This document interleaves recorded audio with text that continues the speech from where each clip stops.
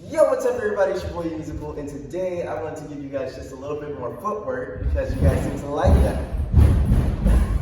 I'm at Company C Academy of Dance. We're running some type of class upstairs, so please excuse the fabricated thunder, but they're getting it in up there. So, with no further ado, today I want to go over the kickball change. However, we're going to do it in the hip-hop sense, okay? So, without all the thumping, I'm going to try to talk as loud as I can.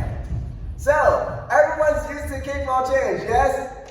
There's always that motion. Kick, ball, boom. Kick, ball, boom. You see how I'm just picking myself up? Now, whenever I say kickball change and we go sideways, everyone's always like, ha, ha, ha. No, we're not doing that today. Today, we're going to keep it nice and aggressive. How are we going to do that? We are going to kick, place it down, not crossing, no crossing, and we're going to step to the side.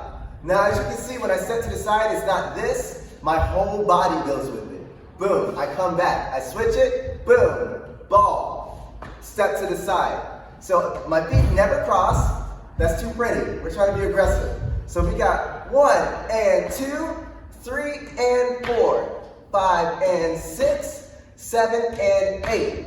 As I'm throwing my shoulder into it, boom, I'm adding that aggression, that dynamic, and I'm keeping my knees nice and bent. And I'm relaxed. I'm not upright going, ha, ah, ah, ha, ah, ah. That looks weird. We're down here. Boom, boom, pa, boom, pa. Just like that. Nice and aggressive. And on top of that, you can keep it really light by staying bouncy. Now, if I say bouncy the entire time, it'll start to look like boom, boom, pa, doom, ah.